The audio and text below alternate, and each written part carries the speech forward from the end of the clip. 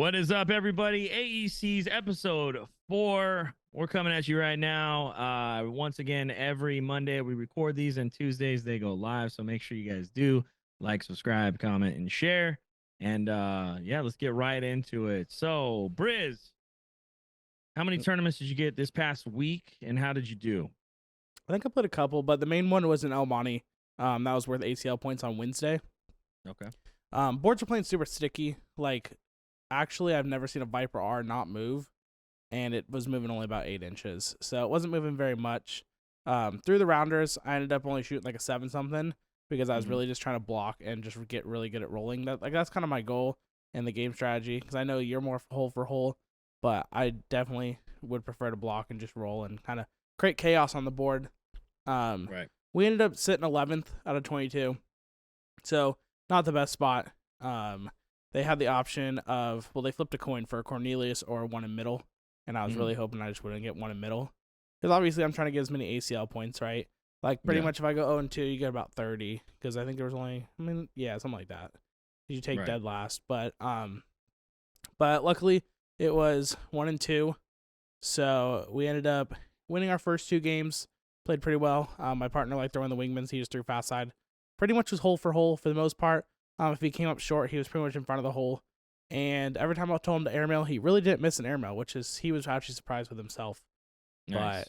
But I just believed in him, and I just said, like, dude, just throw it. Like, what's the worst that happens? We give up 2 points, or you hit it and we take points. But basically, we won our first 2, and then we ended up losing to the actual 1 and 2 guys, first and second, on Cornelius. And then we came back, won some games in the losers bracket. We had one tough game. It was tied 17-17, then 19-19. And I had the opportunity for a roll shot to win the game. The bags were kind of staggered on the board. There was a couple little pockets that my bag could have fell in. But my partner wanted me to shoot the airmail, but with like 5-6 bags on the board, it's probably not the best idea, because if I miss, it's game. I did hit one earlier, but I also went long on one. Right. I have a tendency to go a little bit long. And so I told him, like, hey, I'm just going to roll it. Worst comes to worst, I stay on. And the bags go back to you. Then it makes it 19-20. So I ended up going for the roll. It was actually a perfect roll, too. And it came up short, fell on top of the bags of the pile. Came up short of the hole. But my partner ended up closing it out. And then we went into our next game. And same thing happened. He gave up 8 points right in the beginning. We gave up 10 the game before. So we just know, like, it's basically the same situation. We just got to fight back. And we ended up fighting back, making it like 19-19. And then on the last round, my partner ended up giving up like 3 to seal the deal, but ended up taking third on the night. Not bad. Made $5 and got 37 ACL points, which I really care about the most, I would say. Like, I'm just trying to obviously climb the ranks and see how well I can do this year. Trying to get as high as I can. But yeah, as long as like you finish top 3, I feel like you're pretty much chilling, because they only take the best 15 out of the year, out of the 10 months. You have 10 months to try to place as best you can for your 15 locals. But other than that, I feel like we did good. I got 37 points, obviously, so not a bad finish on the night. But yeah, so that was pretty much my week, my good event right there. But I heard that you had a better one. Well, I had a personal better one. Yeah, local tournament. Threw in the rounders a 10.38 average, which was just mind blowing. And honestly, I wasn't even really focused on it until I just kind of realized I was like, I'm throwing a lot of 12s, and that was actually just kind of like surreal, because it was just like I wasn't missing. And I don't know if it's a product of like changing my flow of what I've been doing, which I never do it, but now I started, is just locking in headphones and just doing my own thing and just throwing and not really worrying about what's around me. And I think surroundings around you, especially when you do kind of play next to everybody, it does kind of affect you. And so I started just putting the headphones in and doing my own thing. And I shot, like I said, a 10.38 on the rounders. Going to the playoffs, I flipped the coin for Cornelius. Unfortunately, I ended up getting one in middle. I mean, obviously, if you get a 1 and 2, your odds of winning are a lot higher. Pretty But high. yeah, but I had my club owner's son, and he's a great shooter. Nothing against him at all. He's a great shooter, but he's a little kid, and the mindset, just like all kids, my son included.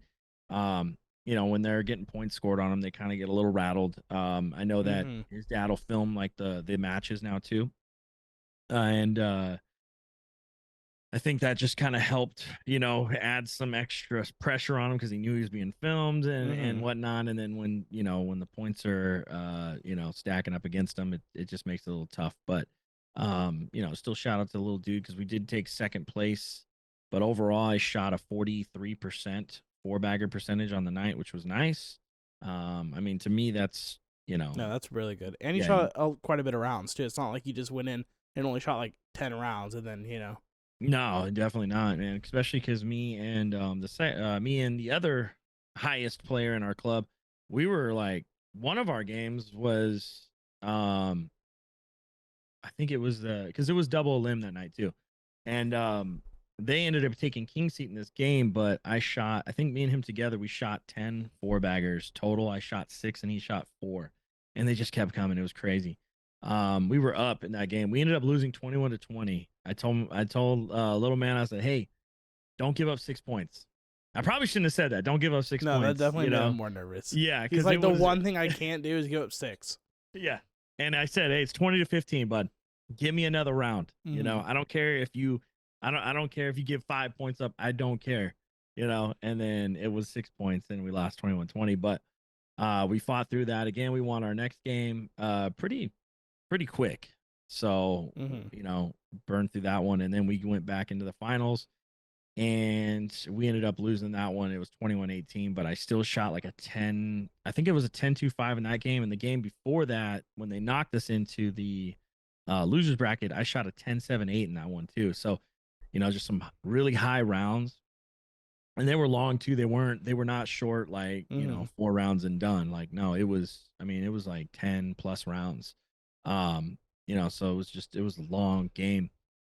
But just on a personal level, I shot really well and, didn't come up with the overall win. But, at the end of the Mhm. day, when you play switches, it's kind of like, I mean, even when you play doubles, it doesn't really matter. I mean, if your partner has a bad game or you have a bad game, it can happen at any time. Yeah. I just for sure, like myself, I was so locked in. And I think I was just, like I said, putting the music in my ears and just playing and kind of just, staying into my own realm, Mhm. basically. And that's what I'm gonna do from here on out because it worked, Yeah. so No, that's how I've always played, is just have music in. Because yeah. when I start talking to people, I start thinking of other things and I'm just not focused on Yeah. my game. And that's what kills me. Yeah. But you want to I don't talk mind in about, social, you do it in social or whatever yeah. if you're gonna play stuff like that and everybody's chatting and drinking or whatever and having a good time. Mhm. I mean, I'll have the earbuds off and I'll play and whatever, but when it's in advanced and Mhm. there's good money on the line and stuff, yeah, you kind of want to lock in. You don't want to chit chat, and some will still do it and some actually thrive on that. And they Mhm. know if you're like a player that is really like just prone to being locked in and they want to try to disrupt you, if you don't Mhm. have earbuds in, man, they're going to do it. They're going to do anything that they can to try to mess up your rhythm. Mhm. So, I've had people like just try to yell and like rattle me, but oh I'll yeah. pull out an earbud. I'll be like, "Huh? What did you say?" Like, because Yeah. I have noise canceling headphones on, but Yeah. I can't hear a thing Right. unless No, you're I'm moving. just, That's the only way you can do it. Throw a hand in front of me when I'm throwing or something. I'm But just using AirPods, but they get loud. I'll tell you what, man, they're loud. I don't care if they hear a little bit of the music going, right. but no, what's funny is you'll get some people that'll try to, do anything that they can, like Mhm. drop a bag right before you throw and, just different stuff. I'm like, hey, like get shady, but don't, Mhm. like there's like borderline, because Yeah. I don't know if that's like a rule in ACL or not. Like if you're Yeah, it dropping a is. bag, right? Like, Well, it uh, depends if it's by accident. I'm sure, but in the rules it states you can't do anything to mess up your throw. Even if you're flipping a bag standing there and your opponent wants you to stop flipping a bag, you have to stop flipping a bag. damn, that's like a So habit. yeah. So I think a lot of pros, well, a handful of them at least throw one bag at a time, and they won't even pick up their bag until literally it's ready to throw again. I guess maybe where I'm standing is kind of beneficial then because most players play no step and I'm technically a no step, but I kind of have like my front foot will come up. Mm-hmm. And just out of like me knowing like if my foot comes a little bit forward, I don't want to cross the foul line. So I do stand back a tad bit more Mm-hmm. than everybody else. So I'm really not even in their view. Yeah. Now obviously if they're like a stepper, they're gonna, They're gonna you see know, you. Yeah. yeah, they're gonna be there. But I mean, I've never had anybody complain about like the fidgeting of like flicking a bag or I anything. haven't either, but I try to be courteous and like I'll flip it a couple times, and I know once they're like locked in, you can kind of tell when they're about to throw. Then I'll stop. Yeah. But yeah. Yeah, I don't ever want anybody to like be on their off game, due to some crap. Mm-hmm. Like I said, that happened to me at the Derby, like it just sucks. And I knew who was throwing against me is a phenomenal thrower, and I know he wants me at my best too. And when you get those situations, it's not and he's not gonna like throw a bag away because that happened, but Mm-hmm. he also knows like, yeah, that does suck.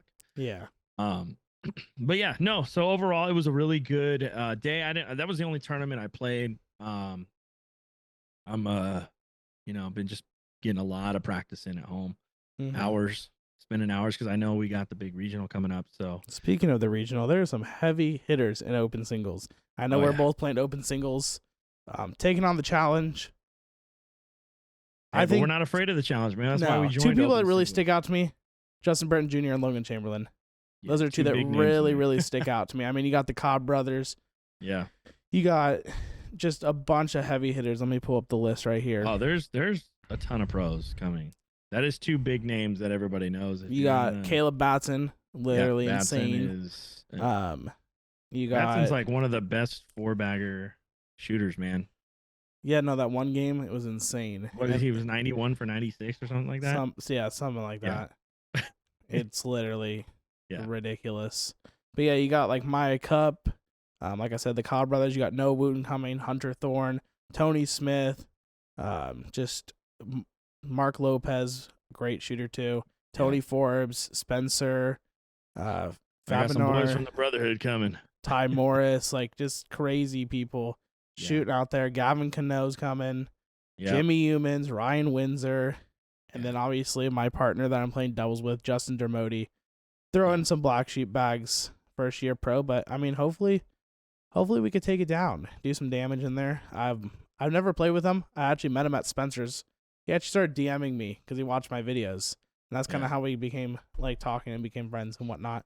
Nice. So I have a great opportunity there. It was obviously Yeah. before our time playing together and stuff. Before I even talked to you, we signed up like 4 or 5 months ago. Well, yeah. Well, So speaking of doubles partners, because you had already partnered up with that one before we had started this whole thing. mm-hmm. And I got in last minute on doubles, man. But me and a local California shooter, man, I'm telling you, definitely a top shooter that goes on like under not the radar. under the radar. He kind of is. I would didn't know who he say- was until he basically played the ACL regional. Yeah. Well, I mean, I would say now he's definitely people Not are under- talking yeah. about him for sure Yeah. because he is an absolute lethal shooter. Is Saucy Daryl, man. Daryl, I think don't kill me, Daryl, but if it's Daryl Sailor, I think. Sailor or Yeah. Sailor? Something like Something that. like Yeah. that. But man, one hell of a shooter, dude. I gotta say, like this dude is just he's hole for hole. It's crazy. Mhm. Like if you miss anything, he's in. And it's very rare that like I think the only thing that kind of like hurts his game is if his partner is kind of struggling too, and then he's kind of like mentally like, damn, I got to do everything on my own. Mm-hmm.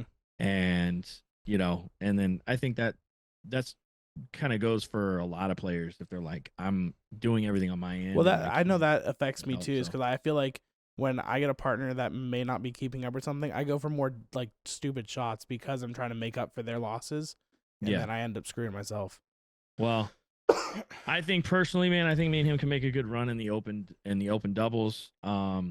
We've definitely we've shot together quite a few tournaments, but as of right now, our standings are 19-1.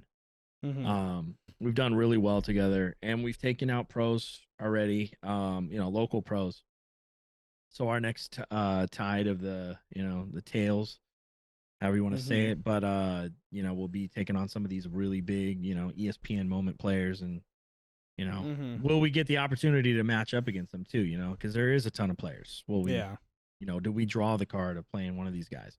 I, for myself here, I don't get nervous on who I play against. Obviously, they have a name, but You probably will get drawn one first round. I'm calling it because they seed yeah. you based off of your ACL points. Mm, So okay. you're gonna get a Well, top level player for sure. I don't have. I mean, I guess I'm on the top side of California at least. As far as Yeah. points go, because I'm inside the top 100. Mm-hmm. But yeah, I should be getting some local points tonight, I believe. Nonfiction, I think, is still doing local points. I know it didn't say it on their um on the score tonight, Mm-hmm. but I think he still runs it. I'll have a chat with him tonight and see what's going on with that. Yeah.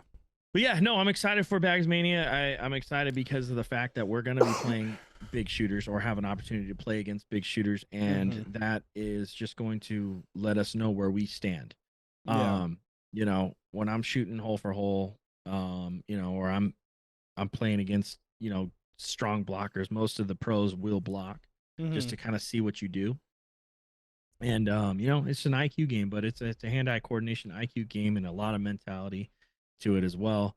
And I think not stressing on who you're playing against and worrying about the person next to you is going to make you play your best games. Because if you're like, oh crap, dude, I got Justin Burton Jr. next to me, man. Like I'm gonna I gotta be my best. Well, you're gonna throw your worst. You're gonna throw your absolute worst because you're like nervous. Your arms are like getting numb, or you're getting shaky, and you're like every bag is going to crap. And this guy has been on the platform many times. None of this stuff phases him. He's just gonna go in there and throw his game. But he also has the opportunity of underestimating you. He's like, And this yes. kid's random kid or random guy, whatever. It's just coming. Well, if he calls me a kid, I'm gonna laugh because I'm probably. I think we're both older than him. Yeah, I mean, I'm older than a lot of these players, but you know what, man? I don't care, dude. Age is just a number in this game, so it really is. I mean, look at the senior tour. I mean, they're still killing it. Like, look at Frank Monlin. He's still beating people. You got Damon Dennis. You got all those guys still doing damage. Absolutely, man. So yeah, never judge the book by its cover. No, because you don't know what you're gonna get. But yeah, it's gonna be exciting this weekend coming up. I'm only going up there. Well, I'm leaving Friday, and then I'll be up there Saturday and Sunday. Yeah. I wanted to get up there a little earlier and do the Thursday switch, but just not happening. So, but yeah, I'm excited for that one. Do we want to brush up a little bit on next year's? They did post it already. We got it going. The next year's tournament. It's gonna be at Planet Hollywood. Double the amount of spots too. Yeah, it's gonna be huge. They said $80,000 in payouts if sold out, and I mean honestly, let's be real. This one's sold out. It's definitely gonna sell out. It's gonna sell out. It's Vegas. But yeah, they're gonna be November 7th through the 10th at Planet Hollywood. So remember, this one's gonna be at the Flamingo. This next year will be Planet Hollywood, and it'll be a few days after this one because this is the 7th through the 10th. But yeah, they're gonna have Thursday the ACL swap, which I'm assuming is gonna be a switch. I'm assuming that's what that is. Friday, you're going to have the advanced singles, women's singles, senior singles, blind draw, intermediate, competitive, and open for that.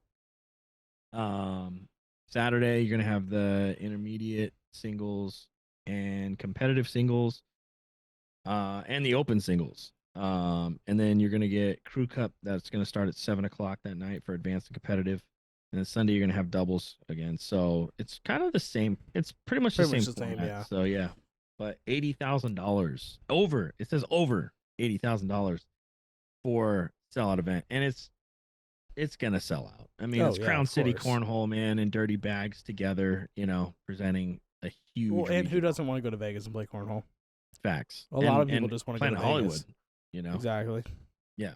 I mean, Flamingo's cool, but Planet Hollywood right in the literally smack dab in the middle of the strip. Yeah. So. Yeah, it's just going to be a lot of fun. But this one's going to be a lot of fun, too. So I'm excited for it. I'm excited for the opportunity. What else we got going on? Well, we could talk about the new cornhole minigame that I've been playing. So That's right. I had a friend come over a couple nights ago. We were actually supposed to go to a tournament on Friday, but it was like a 2-hour drive, and we're just like, we'll just practice. Yeah. So we played a couple games, warmed up through some, and then he's like, hey, you want to play this game that one of the pros taught me? And I was like, sure. Like, how do you play? And so basically, I think it's a really good way to get better I wouldn't say like this is gonna make you a pro or anything, but it can definitely like help with like just trying to focus on targets and hit certain things. But basically, the first round, and you can play with a multiple numbers of people. It was just us two, but you can play 5, 6, 7 people, however you want. Basically, first round, you throw four bags have to land on the board. You can't have one go in the hole, and you can't have one go off. And then you move up to the next level. So basically, say like I put one in the hole by accident. Now I'm targeting to try to push one of your bags off the board. Oh. So you're trying to like play defense or push one into the hole or whatever. And then you go 1 bag in, 3 bags on, then 2 and 2, then 3 bags in, 1 on, and then 4 in, and then that completes the game. But when you have multiple, like a mass amount of people like going for you, like say you miss your first bag, then you're just gunning for people to take them off. If your bag's left on the edge or the corner, they're like shooting for it and trying to rip it off the side. So it can take quite a bit of time. Like it's definitely good target practice to like try to aim for certain bags and stuff, I think. But it's just a fun game, something a little bit different. And then you're not so focused on like hitting the hole every single time. And it was a really good time, honestly. I really liked it. I don't remember the name of it, but it's a really fun game. So you didn't make this up. You guys looked it up and found it, or no? A pro actually showed him, and they used to play it. Oh, okay. And so and then he showed me. So it's actually a really fun game, though. Nice. Well, I kind of have a mini game, and I will not take credit for this, but I have actually been doing this quite a bit myself here, which was passed down to me. Is playing Ghosts, but not actually playing it in your Scoreholio. And basically you start at you start at your own level. For me, I started at Ghost 7, and I'm down 20-0. So if I throw a 6, I lost. And it's weird too, because it really gets you into that mentality of like, I got to put points on. I have like, if I don't, I lost, you know? Yeah. So I play the Ghost 7. If you win it, you go to Ghost 8, and then, you know, keep going from there. Obviously Ghost 12 is impossible, but you know, but you go to a Ghost 10. And here's the kicker though. If you do end up losing a point on you, even if you're at like a Ghost, let's just say a Ghost 9, if you end up losing a point, like you threw an 8, you have to start back at wherever you started at. So like for me, I play Ghost 7. So I'd have to start back at 7 again. So it's really cool, because then it teaches you to, you know, like really get that hole for hole, get that muscle memory going. And then even if you're, you know, accidentally blocking yourself, you know, you got to pick up those points. So that's definitely what I've run into when I've played it. I end up coming up short and then having to push and stuff. But yeah, I've been starting at 7, and I just call 7 a wash, and then 8 is 1 point, obviously, and then it works its way up. But it's definitely a lot harder than you think. Yeah, I think it's a lot better than playing a Ghost, because I get so fixed on, I'm only shooting an 8 something PPR, or I'm shooting only a 9 and I want a 10. You don't have to worry about any PPRs. You just throw, and you just got to make sure you get over that 7 each time, and then you move up. And I think it's actually a really good way of playing, because then you're not distracted with numbers and certain bags in or off or whatever. You're just focused on getting that number. I would say really what it's made for in general is obviously muscle memory, and then the mentality of the game. So, because this game is a lot of mental aspect to it, and you know, when you are struggling, like because you are down points, when you have a mindset of like, I'm down 20-0, you know, I have to throw this. So then you're working through that. You know, I think that's like huge, that you are fighting through something, even if it's a pointless, you know, Ghost game. You're still like, dang, dude, I don't want to be at a Ghost like 7 the rest of the day. You know, I want to try to complete this, you know, this gauntlet. But the moment you mess up, and you're right back to where you started, and you got to be honest, you know, you got to be an honest player, and you know, don't cheat yourself or anything like that, because then you're gonna get cheated results, and you're gonna be, you know, back to square one. So I think it's a good game to brush up on the mental part of the game, as well as tuning up your muscle memory and then finding your rhythm. Yeah. So two great games. One a good party game, but also will still teach you some stuff, and the other one really good with working on your mental game, as well as muscle memory. So it's kind of like if you have a bunch of people that want to play versus you're by yourself. Right. 2 games, 2 different kind of ways to play. But indeed.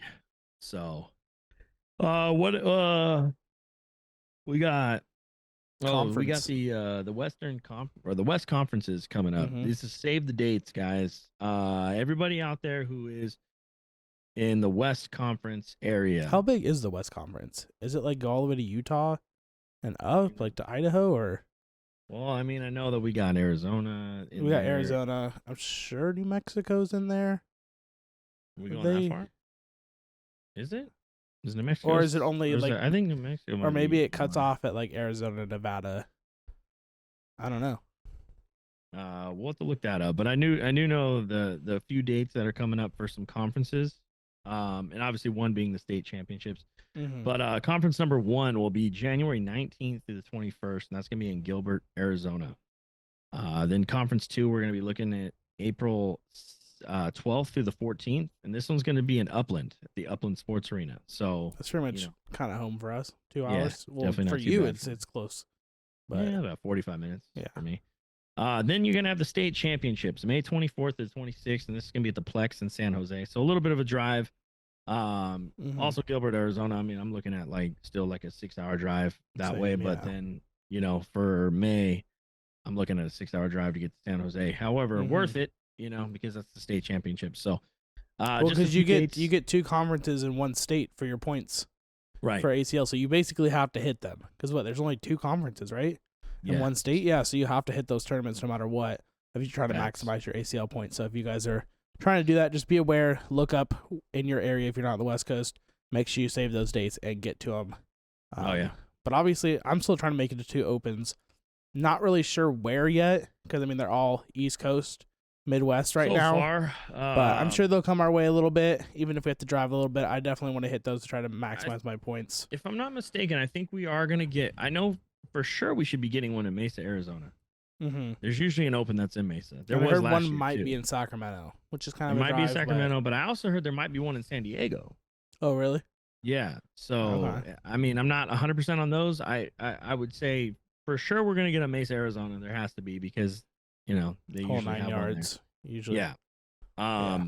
But as far as the San Diego, I did hear something that's possible. So that would be really I mean, cool. if we Just have the opportunity to hit three, then we're hitting three and trying to maximize our points, right?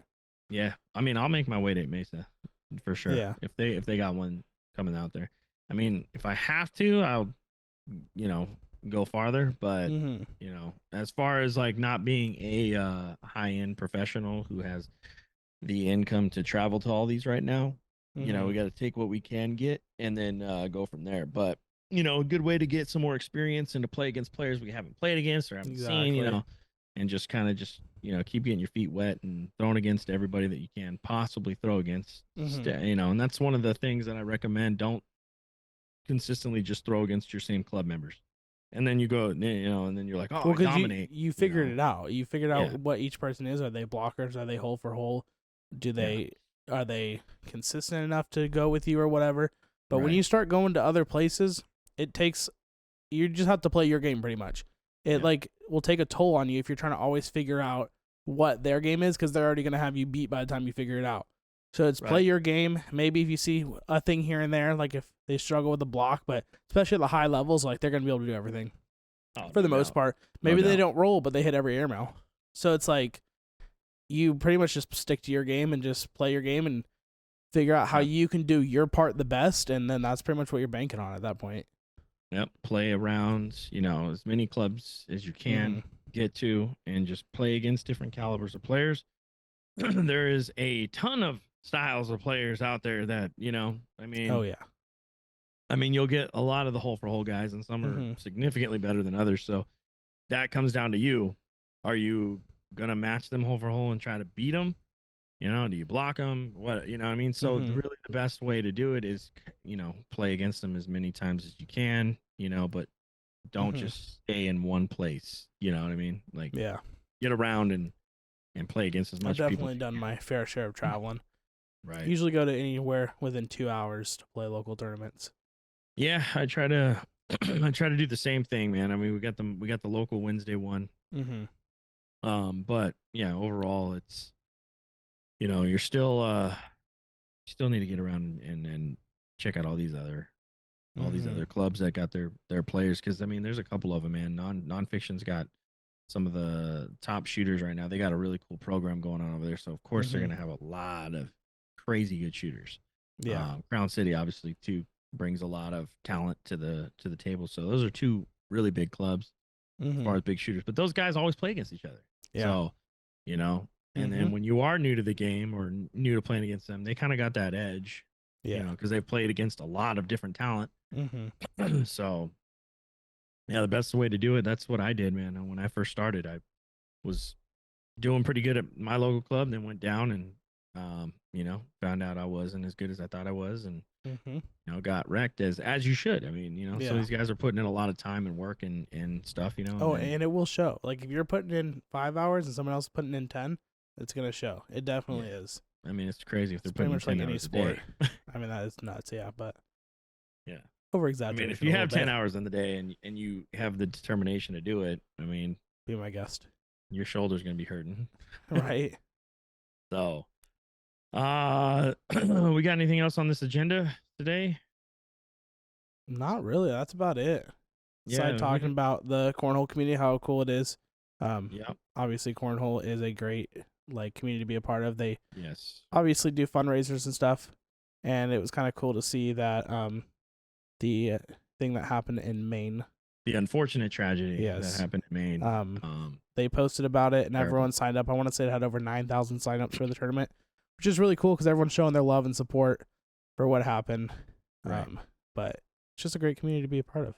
Yeah, that's also a big reason why I'm going to nonfiction's tournament tonight. Is doing for the unfortunate passing of a player down there as well too, and it's just heartbreaking. Especially as a parent myself, it's hard. So, I didn't have the pleasure of meeting this person, but I still will stand to support other players and just be there to help support the cause.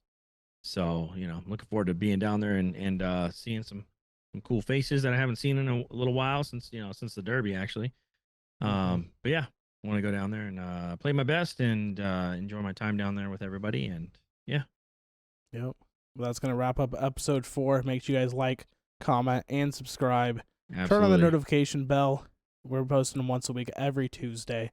We can record every Monday. So if you guys have questions, make sure you get them in by Monday.